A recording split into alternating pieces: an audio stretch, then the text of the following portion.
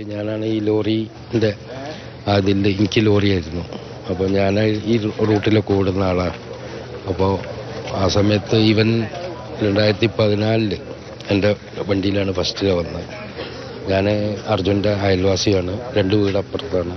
അങ്ങനെ 2014 അപ്പോൾ ഡേറ്റ് കറക്റ്റായിട്ട് അറിഞ്ഞത് നമ്മളെ കണക്ക് ഇന്ന് കഴിഞ്ഞ ഇത് സംഭവിച്ചപ്പോൾ എടുത്ത് നോക്കിയപ്പോഴാണ് 2014 അവൻ എൻ്റെ കൂടെ ലോറിയിൽ ഫസ്റ്റിൽ വരുന്നത്. പിന്നെ എന്താണെന്ന് ചോദിച്ചാൽ അന്നപ്പോൾ ഞാൻ ഇന്നലെ ഒരു കാര്യം ആലോചിച്ചു, വേറെ ഒന്നുമില്ല. ഞങ്ങൾ ഇവിടുന്ന് പന്തീരങ്കാവുന്ന ലോഡ് കയറ്റി ഗോവക്ക് പോകുന്ന സമയത്ത് ആദ്യമായിട്ട് അവനെ ഈ ലോറി ഇതിൽ വന്നിട്ട് കുളിച്ച സ്ഥലമാണ്. അപ്പോൾ അശീരൂര് ഞാനും അവനും കുളിച്ച് വെളുപ്പിനെയാണ് അവിടുന്ന് പോയത്. അപ്പോൾ അവിടുന്ന് പുഴയിലല്ല, പുറത്ത് മലവെള്ളത്തിൽ വന്നത്. ആ വെള്ളത്തിൽ പല്ല് വെച്ച് കുളിച്ച് അവിടുന്ന് ലക്ഷ്മണൻ്റെ ചായക്കടയിൽ നിന്ന് ചായയൊക്കെ കുടിച്ച് പോയി.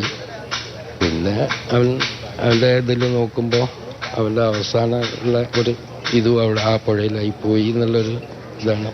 ഒരുപാട് വർഷം കഴിഞ്ഞേരെ ലൈസൻസൊക്കെ എടുത്തേരെ വേറെ വണ്ടിയിലാക്കി കൊടുത്ത്, അത് ഞാൻ തന്നെയാണ് ആക്കി കൊടുത്തത്. പിന്നെ ഈ മരവണ്ടിയിൽ, ഈ വണ്ടിയിലല്ല, മനാഫിൻ്റെ വണ്ടിയിലല്ല, വേറൊരു മരവണ്ടിയിലാക്കി കൊടുത്തു ഞാൻ.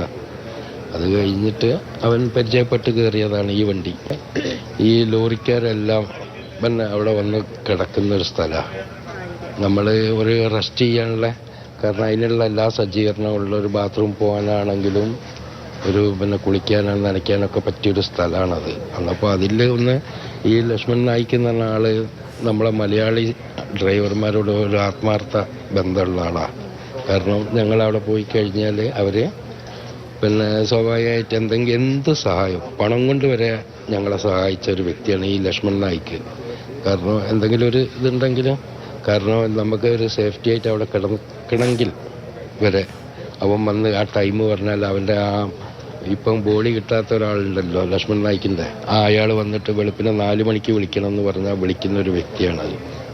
അപ്പോൾ ലക്ഷ്മണനും ഉണ്ടാവും അതിന്. അങ്ങനെ ഒരു ഇതില്ലായിരുന്നു.